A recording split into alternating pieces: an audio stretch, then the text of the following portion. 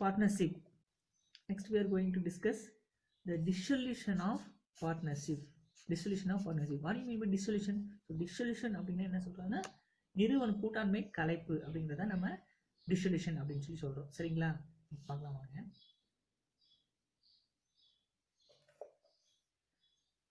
Dissolution of partnership is different from the dissolution of partnership firm.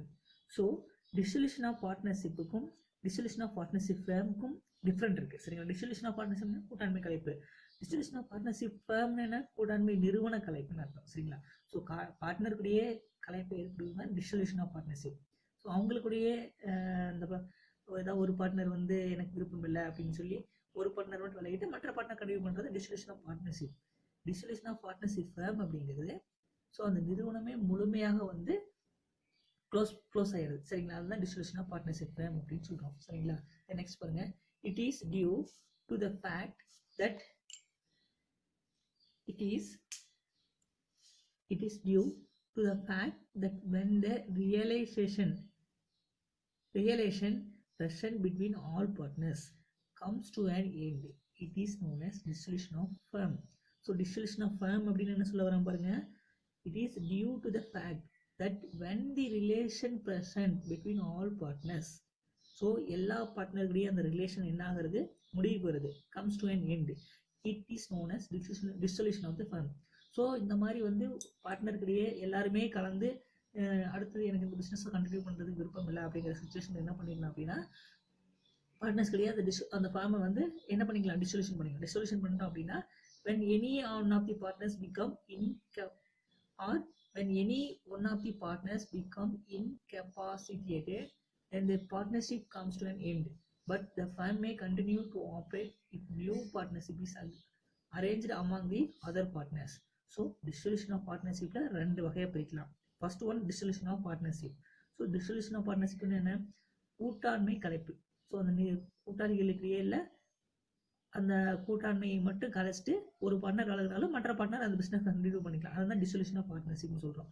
dissolution of partnership firm அப்படின்னா so அந்த partnership ஃபேமே என்ன ஆகுது, கூட்டாண்மை எல்லாருமே கலைஞ்சிட்டு அந்த நிறுவனத்தையே வந்து க்ளோஸ் பண்ணிடுது. ஸோ இது ரெண்டு தான் நம்ம இதில் பார்க்க போகிறோம். It is due to the fact that when the relation present between all partners, so அந்த பார்ட்னர்களுடைய உறவு முடிஞ்சு விடுது. சரிங்களா? comes to an end, it is known as dissolution of firm. So இதனால என்ன ஆகும், அந்த நிறுவனத்தையே கலைச்சிருவாங்க. அந்த எல்லா பார்ட்னரும் கலைஞ்சு அந்த நிறுவனத்தையே க்ளோஸ் பண்ணிடுறாங்க. when any one of the partners become incapacitated, then the partnership comes to an end. So என்ன, ஏதாவது ஒரு பார்ட்னர் மட்டும் ஏதாவது ஒரு பார்ட்னர் மட்டும் கலைஞ்சுக்கிறாங்க அப்படிங்கிற சுச்சுவேஷனில் அந்த பார்ட்னர்ஷிப் முடிவுக்கு வந்துட்டு but the firm may continue to operate. என்ன ஆகும், ஸோ அந்த ஒரு பார்ட்னர் கலைச்சிருப்போம், மீதி இருக்கக்கூடிய பார்ட்னர் அகைன் அக்ரிமெண்ட் போட்டு if new partnership arrange among the other partner, so மற்ற பார்ட்னர் என்ன பண்ணிக்கலாம், அந்த பிஸ்னஸை வந்து கண்டினியூ பண்ணிக்கலாம். சரிங்களா? இதுதான் நம்ம பார்க்க போகிறோம். First dissolution of firm. So dissolution of firm அப்படின்னு என்ன, அந்த நிறுவனத்தையே முழுமையாக கலைச்சு விடுறது. dissolution of firm means dissolution of partnership. So அப்படின்னா என்ன சொல்ல வரா, நிறுவன கலைப்பு, இந்த கூட்டாளிகளிடையே உள்ள அந்த உறவு வந்து கூட்டாளிகளிடையே இருக்கக்கூடிய அந்த உறவு முறிஞ்சு விடுறது தான் என்ன சொல்றோம் அப்படின்னா dissolution of firm. on dissolution of firm, partnership business comes to an end. So அதனால பிஸ்னஸ் என்ன ஆயிரும், முடிவுக்கு வந்துடும். it assets are realized and the creditors are paid off. So நம்ம என்ன பண்ணுவோம், இப்போ இந்த மாதிரியான சுச்சுவேஷன்ல அதனுடைய சொத்துக்களை எல்லாம் விற்கப்பட்டு கடனீந்தோர் கணக்குகள் எவ்வளோ கடனீந்தோர்கள் இருக்காங்களா இருக்கக்கூடிய அசட்ஸ் எல்லாம் விற்றுட்டு கிரெடிட்டார்ஸ் இருக்காங்க இல்லையா, அவங்களுக்கு எவ்வளோ அமௌண்ட் கொடுக்கணுமோ அது எல்லாமே நம்ம வந்து செட்டில்மெண்ட் பண்ணிடுவோம். இந்த business cannot be continued after dissolution of partnership. So அதுக்கப்புறம் இந்த எல்லாம் அசட் எல்லாம் விற்று கணக்கெல்லாம் தீர்த்ததுக்கப்புறம் பிஸ்னஸ் என்ன பண்ண முடியாது, நம்ம கண்டினியூ பண்ண முடியாது. For example ABC are partners in a business. So 3 பேர் பார்ட்னராக இருக்காங்க ABC. If all the 3 partners decide to dissolve, so 3 பார்ட்னரும் சேர்ந்து நம்ம வந்து டிசால்வ் பண்ணிக்கலாம், அதாவது dissolution பண்ணிக்கலாம், நிறுவனத்தை வந்து க்ளோஸ் பண்ணிக்கலாம் அப்படின்னு சொல்லி முடிவு பண்ணுறாங்க. It is known as dissolution of firm. இதை தான் என்ன சொல்கிறோம், dissolution of the firm அப்படின்னு சொல்கிறோம். அடுத்தது பாருங்க, dissolution of partnership. So dissolution of partnership அப்படின்னு எதை சொல்கிறோம் பாருங்க, dissolution of partnership means the termination of the original partnership agreement. So அந்த ஒரிஜினல் பார்ட்னர்ஷிப் இருக்காங்க இல்லையா, அந்த கூட்டாளினுடைய உடன்பாடு வந்து முடிவுக்கு வருது. A partnership is dissolved by insolvency, retirement, expiry. So இன்சால்வன்சினா நொடிப்பில்லை அமைஞ்சாலோ இல்லை விலகினாலோ இல்லை அந்த காலம் அந்த கூட்டாண்மை காலம் முடிவதாலோ ஒரு கம்ப்ளீஷன் ஆஃப் அந்த ஒர்க்கை முடிச்சிட்டாலோ இந்த மாதிரியான சுச்சுவேஷன் என்ன பண்ணிக்கலாம்னா டிசொல்யூஷன் பண்ணிக்கலாம். The business will continue after dissolution of partnership. So ஏதாவது ஒரு கூட்டாளி என்ன பண்ணிக்கலாம் லைட்டாலும் கூட மற்ற கூட்டாளிகள் அதை என்ன பண்ணலாம் ஸோ அவங்க பிஸ்னஸ் வந்து கண்டினியூ பண்ணிக்கலாம். சரிங்களா? பாருங்க, for example A B and C are partners in a business. If A retires, B and C can continue the business, which is known as dissolution of partnership. புரியுதுங்களா? So ABC 3 பேர் இருக்காங்க. ஏ மட்டும் retirement ஆகிக்கிறான்.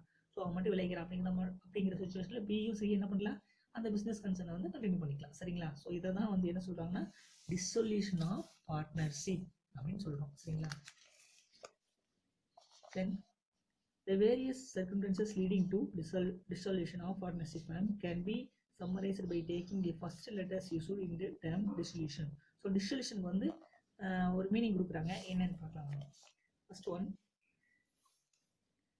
D means death of partner. So death of partner கூட்டாளினுடைய மரணம். I means incapacity of your partner. அப்படின்னா கூட்டாளினுடைய incapacity திறமையின்மையை குறிக்குது. Yes, stipulated period of partnership completed in the case of particular partnership. So S means அது குறிப்பிட்ட காலத்திற்கான அந்த time period வந்து முடிகிறதா வந்து குறிப்பிடுது. And S means serious misconduct of your partner. Serious மிஸ்கண்டக்ட்னா என்ன சொல்கிறோம்? ஸோ கூட்டாளியுடைய ஒருவருடைய மோசமான ஒரு மிஸ்கண்டக்ட், மோசமான ஒரு ஒழுக்கக்கேடு தான் குறிப்பிடுது. And O, object is completed. So அதனுடைய நோக்கம் வந்து முடிவடையுது. And L, lunacy of your partner. So lunacy அப்படின்னு எதுவும் கூட்டாளியுடைய அதாவது பித்து நிலை அப்படின்னு சொல்லுவாங்க. அடுத்து யூ, அன்அவாய்டபிள் கண்டினியூஸ். ஸோ தொடர்ந்து நட்டம். And T, transfer of interest of the firm. Transfer of interest of the firm என்ன நிறுவனத்தின் உரிமை வந்து உரிமை மாற்றம். சரிங்களா? அதுதான் transfer of interest of the firm.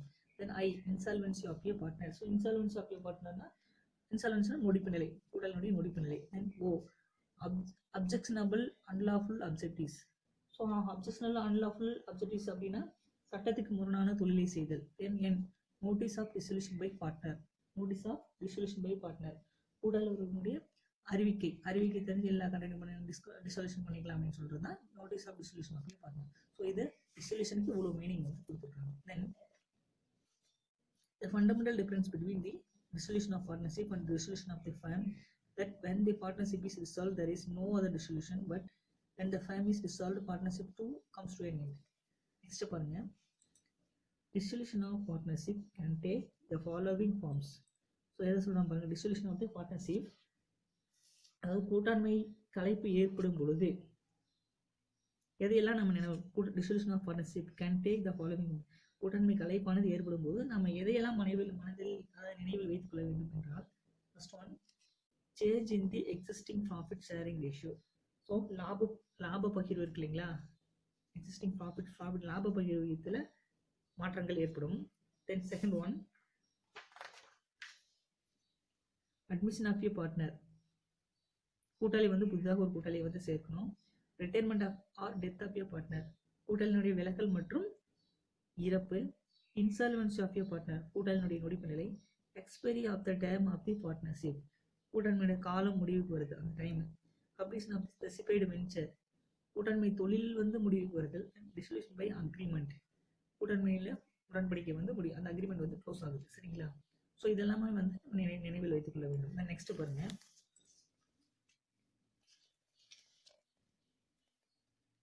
So next பாருங்க, டிசொல்யூஷன் ஆஃப் பாருங்க ரெண்டு டைப்பாக பிரிக்கலாம். First one, without order of court. So கோர்ட்டினுடைய அனுமதி இல்லாமல் நாமளே வந்து கலைச்சிக்கலாம். இன்னொன்று பை ஆர்டர் ஆஃப் கோர்ட் மூலமாக போய் கலைச்சிக்கலாம். சரிங்களா? ஸோ இந்த ரெண்டு தான் பார்க்க போகிறோம். ஃபர்ஸ்ட் பாருங்க, வித்தவுட் ஆர்டர் ஆஃப் கோர்ட். இதில் பாருங்க mutual agreement. So mutual agreement அப்படின்னா உடன்பாடு, அந்த உடன்படிக்கை, அதான் உடன்படிக்கைன்னு சொல்லுவோம். அடுத்தது கம்பல்சரி டிசொல்யூஷன். ஸோ கம்பல்சரி கட்டாய கலைப்பு. ஆன் த அக்கரன்ஸ் ஆஃப் கண்டிஜென்சஸ், எதிர்பாராத நிகழ்வுகளால். தென் அதுக்கப்புறம் பாருங்க பை நோட்டீஸ், அறிவிக்கையின்படி. நெக்ஸ்ட் இங்கே பாருங்க இன்சால்வன்சி, அதாவது இது கம்பல்சரி டிசொல்யூஷன்ல ரெண்டு டைப்பாக பிரிச்சிருக்கான். First one, insolvency of all except one partner. ஒருவரை தவிர மற்றொரு திவால் நிலை, ஒருவர் மட்டும் மற்றவனுடைய நிலையெல்லாம் திவால் நிலை. தென் பிஸ்னஸ் பிகமிங் அன்லாஃபுல். ஸோ சட்டவிரோதமாக தொழிலை செய்தல். சரிங்களா, இதை 2 டைப்பாக பிரிக்கும். நெக்ஸ்ட் பாருங்க, பை ஆர்டர் ஆஃப் கோர்ட்ல you can go to classify into insanity. Insanity என்ன, மனநிலை பாதிக்கப்பட்டால் கோர்ட் மூலமா இது பண்ணலாம். பர்மனன்ட் கெப்பாசிட்டினா நிரந்தரமான செயலிழப்பு, அதாவது பர்மனன்ட் இன்கெப்பாசிட்டின்னு சொல்றோம். அடுத்து மிஸ்கான்டக்ட்னா தவறான நடத்தை, ஒழுக்கக்கேடு, இதெல்லாம் சொல்லலாம். Then breach of agreement. So breach of ஒப்பந்தம் வந்து முடிவு வருது. தென் ட்ரான்ஸ்ஃபர் ஆஃப் இன்ட்ரெஸ்ட் அப்படின்னா எது சொல்றோம் அப்படின்னா, ஸோ உரிமை மாற்றம். தென் பர்ஃபெக்சுவல் லாஸ்னா அதீத நட்டம், தொடர்ந்து நட்டம். Then any other just and equitable ground. So it means மற்ற ஒரு சில ஏற்படக்கூடிய any other just and equitable ground, மற்ற ஒரு சில காரணங்கள் அப்படின்னு சொல்லலாம். சரிங்களா, so by order of court அப்படின்னு சொல்லலாம், without order of the court. So dissolution of the ஒரு நிறுவனத்தை எப்படி கலைக்கலாம் அப்படின்னா, கோர்ட்டுக்கு போகாமையும் கழிச்சுக்கலாம், கோர்ட்டுக்கு போயும் கழிச்சுக்கலாம். சரிங்களா, ஸோ இதை தான் நம்ம கோயிங் டு டிஸ்கஸ். சரிங்களா, இப்போ பாருங்க, dissolution of partnership firm is taken place in 2 ways. So எப்படி dissolution எப்படி பண்ணிக்கலாம் ஒரு பார்ட்னர்ஷிப் ஃபர்மை? ஃபர்ஸ்ட் ஒன் பார்த்ததே தான், without the order of court, கோர்ட்டுக்கு போகாமலேயே. இன்னொன்று by order of the court, கோர்ட்டுக்கு போய் கலைச்சிக்கலாம். சரிங்களா, ஸோ இந்த 2 தான் நம்ம டிஸ்கஸ் பண்ண போகிறோம். ஃபர்ஸ்ட் ஒன் பாருங்க, without the order of the court. Without the order of the கோர்ட்னு என்ன, ஸோ கோர்ட்டுக்கு போயிட்டு நம்ம என்ன பண்ணலாம்னா, நம்ம without the order of the court, கோர்ட்டுக்கு போகாமல் நம்ம எப்படி கலைச்சிக்கலாம் அப்படின்னு சொல்லி தான் பார்க்கலாம். சரிங்களா, ஃபர்ஸ்ட் ஒன் பாருங்க, by agreement or mutual consent. பார்த்தோம் இல்லைங்களா, mutual consent. So mutual agreement இதுதான் நம்ம பார்க்குறோம். By agreement or mutual consent. So அப்படின்னா என்ன சொல்ல வரலாம்? ஃபர்ஸ்ட் ஒன், கூட்டாளிகளுடைய உடன்பாட்டால் பாருங்க, a firm may dissolve and all the partners agree to close the affairs of the firm. So என்ன சொல்ல வரலாம், கூட்டாண்மையில் இருக்கக்கூடிய அந்த கூட்டாளிகளுடைய உடன்பாட்டால், சரிங்களா, அனைத்து கூட்டாளியும் ஒன்று சேர்ந்து கலைச்சிக்கலாம் அப்படின்னு சொல்லி முடிவு பண்றது. சரிங்களா, by a firm may be dissolved when all the partners agree to close the affairs of the so by agreement or mutual consent, a firm may be dissolved when all the partners agree to close the affairs of the firm. So எல்லா கூட்டாளிகளும் சேர்ந்து நம்ம business வந்து close பண்ணிக்கலாம் அப்படின்னு சொல்லி முடிவுக்கு வருது. சரிங்களா, just as a partnership is created by contract, it can also be terminated by contract. So அதோட நம்ம க்ளோஸ் பண்ணிக்கலாம். சரிங்களா, எல்லாருடைய ஒப்பந்தத்தின்படி நம்ம என்ன பண்ணலாம்னா க்ளோஸ் பண்ணிக்கலாம். அடுத்து செகண்ட் ஒன் பாருங்க, by insolvency of all the partners but one. ஒருவரை தவிர மீதி இருக்கிறவங்க எல்லாருமே என்ன ஆயிட்டாங்க, இன்சால்வன்சி, அதாவது நொடிப்பு நிலை அடைஞ்சிட்டாங்க. சரிங்களா, அந்த மாதிரி சுச்சுவேஷன்ல தானாகவே நாமளே ஒன்னா சேர்ந்து ஸோ அந்த பார்ட்னர்ஷிப் வந்து க்ளோஸ் பண்ணிக்கலாம் அப்படின்னு சொல்லி அவங்க முடிவுக்கு வருது. If any one of the partners adjusted and insolvent or if all the partners become insolvent, it is necessary to dissolve the firm. சரிங்களா, ஸோ ஒருத்தரை தவிர மீதி எல்லாருமே வந்து நொடிப்பு நிலை அடைஞ்சிடறாங்க. அந்த மாதிரி சுச்சுவேஷன்ல பிசினஸ் வந்து கண்டினியூ பண்ண முடியும். சரிங்களா, ஸோ அந்த மாதிரி சுச்சுவேஷன்ல பிசினஸ் வந்து நம்ம க்ளோஸ் பண்ணிக்கலாம்னு சொல்லி முடிவுக்கு வந்துருது. Then when the objective becomes illegal, சட்டத்துக்கு புறம்பான செயலை செய்யறது. சரிங்களா, when the business carried on by the partnership becomes illegal, the partnership firm is automatically dissolved. சரிங்களா, முதல்ல ஆரம்பத்துல நல்லா தொழில் பண்றாங்க, அதுக்கப்புறம் போக போக பார்த்தீங்கன்னா ஸோ சட்டத்திற்கு புறம்பான தொழிலை செய்வதனால நம்ம க்ளோஸ் பண்ணிக்கலாம் அப்படின்னு சொல்லி முடிவு பண்ணி பார்ட்னர்ஷிப் ஃபர்ம் வந்து க்ளோஸ் பண்ணிக்கிறது. Next, by notice of dissolution. So by notice of அந்த கூட்டாண்மையில் இருக்கக்கூடிய அந்த பார்ட்னர்ஸ் நோட்டீஸ் கொடுக்கறது. சரிங்களா, என்னன்னு பாருங்க, இன்கேஸ் அது விருப்பமுறை கூட்டாண்மை அப்படின்னு சொல்லுவோம். சரிங்களா, in the case of partnership at will, when any partner gives in writing to all the other partners indicating his intention to dissolve the firm will be dissolved. So என்ன சொல்றான்னா, அந்த கூட்டாண்மையுடைய கடிதம் கொடுத்து தனது விருப்பமான தலைப்பை தெரிவிச்சுக்கிறது. சரிங்களா, ஸோ நோட்டீஸ் கொடுக்குறது, எனக்கு வந்து இந்த பிசினஸ் வந்து கண்டினியூ பண்றதுக்கு விருப்பம் இல்லை, அப்படின்னு சொல்லி நோட்டீஸ் கொடுத்து அதன் மூலமா வந்து என்ன பண்ணிக்கலாம்னா, சரி அவர் கொடுத்து நோட்டீஸ் கொடுத்தாரு, நம்ம இனிமேல் எல்லாம் க்ளோஸ் பண்ணிக்கலாம் அப்படின்னு சொல்லி எல்லா பார்ட்னரும் விருப்பப்பட்டு க்ளோஸ் பண்ணிக்கிறது. சரிங்களா? தென் நெக்ஸ்ட் பாருங்க, ஆன் செர்டைன் கண்டிஜன்ஸ்.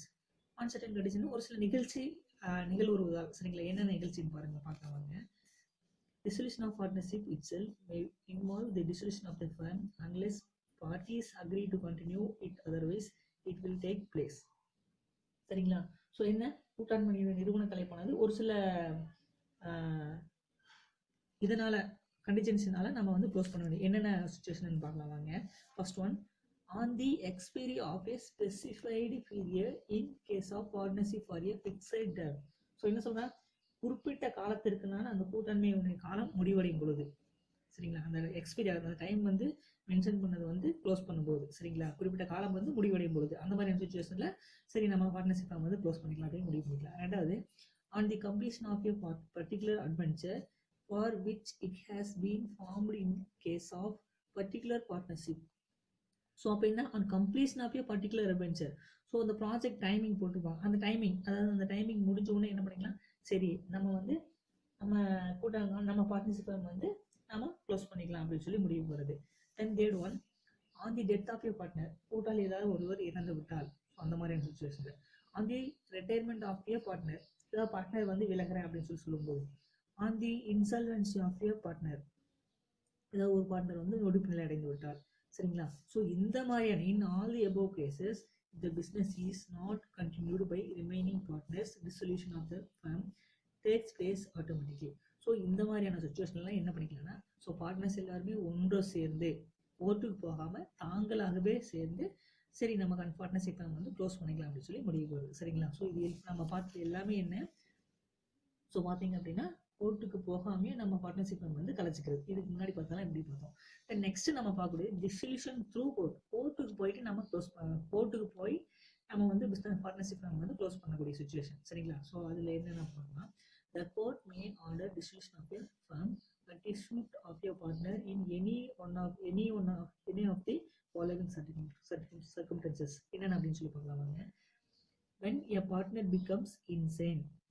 ஸோ அது மீன்ஸ் என்ன, அதாவது கூட்டாளி ஒருவருடைய பைத்திய நிலை, திடீர்னு ஒருத்தர் பைத்தியமாயிடுறாரு. ஸோ அந்த மாதிரி சுச்சுவேஷன் பண்ணி மற்ற பார்ட்னர்லாம் சேர்ந்து சரி நம்ம கோர்ட்டில் கேஸ் கொடுத்து நம்ம பார்ட்னர்ஷிப் வந்து க்ளோஸ் பண்ணிக்கலாம் அப்படின்னு சொல்லி முடிவு வருது. ரெண்டாவது, partner permanent incapacity of any partner. So ஒரு சில கூட்டாளிகளினுடைய அந்த திறமையின்மை, அவனால சரியா அவன் திறமையின்மை, அவனை வச்சுட்டு நம்ம என்ன பண்ண முடியும், சரி பார்ட்னர்ஷிப் க்ளோஸ் பண்ணிக்கலாம் அப்படின்னு சொல்லி கோர்ட்டில் கேஸ் போட்டு நம்ம வந்து என்ன பண்ணுறது, பார்ட்னர்ஷிப் வந்து டிசால்வ் பண்ணிக்கிறது பார்ட்னர்ஷிப் ஃபேம். அடுத்து, misconduct of any partner. So ஏதாவது ஒரு சிலர் வந்து மிஸ்கான்டக்ட், அந்த ஒழுக்கக்கேடாக செயல்படுறது. ஸோ அந்த மாதிரி சுச்சுவேஷன் நம்ம இது கண்டினியூ பண்ணால் இது சரி வராது அப்படின்னு சொல்லி பார்ட்னர்ஷிப் ஃபேமை வந்து க்ளோஸ் பண்ணிக்கலாம் அப்படின்னு சொல்லி கேஸ் கொடுத்து க்ளோஸ் பண்ணிக்கிறது. Then breach of agreement which makes the business impracticable. So அந்த உடன்பாடு வந்து மீறுறது. ஸோ என்ன அக்ரிமெண்ட் போட்டோமோ அந்த அக்ரிமெண்ட் படி செயல்படாமல் அவங்க இஷ்டத்துக்கு பண்ணுறது. சரிங்களா? ஸோ அந்த மாதிரி சுச்சுவேஷனில் சரி வேணாம் அப்படின்னு சொல்லி அதர் பார்ட்னர்ஸ் எல்லாம் என்ன பண்ணுறாங்க அப்படின்னா, ஸோ கோர்ட்டில் கேஸ் போட்டு நம்ம பார்ட்னர்ஷிப் வந்து க்ளோஸ் பண்ணிக்கலாம் அப்படின்னு முடிவு வருது. Then transfer of interest to third parties. அதே மாதிரி நான் எங்களால் கண்டினியூ பண்ண முடியல, இந்த பார்ட்னர்ஷிப்பை வந்து நான் வேறவங்களுக்கு வந்து மாற்றி கொடுத்துறேன் அப்படின்னு சொல்லி உரிமை மாற்றத்தை செஞ்சு கொடுத்ததுக்கப்புறம் இவங்க பார்ட்னர்ஷிப் வந்து க்ளோஸ் பண்ணிக்கலாம். திருப்பி எப்படி கோர்ட் மூலமாக பண்ணி க்ளோஸ் பண்ணிக்கலாம். நெக்ஸ்ட்டு, கண்டினியூட் லாஸ், தொடர்ந்து நட்டங்கள் ஏற்படுது. ஸோ அந்த மாதிரி இருந்துச்சு. தென் when the court finds that is just and equitable to dissolve the firm. So இந்த மாதிரியான சொன்ன இந்த காரணங்களினால என்ன பண்ணலாம் அப்படின்னா நம்ம வந்து பார்ட்னர்ஷிப் வந்து க்ளோஸ் பண்ணிக்கலாம். ஓகேங்களா?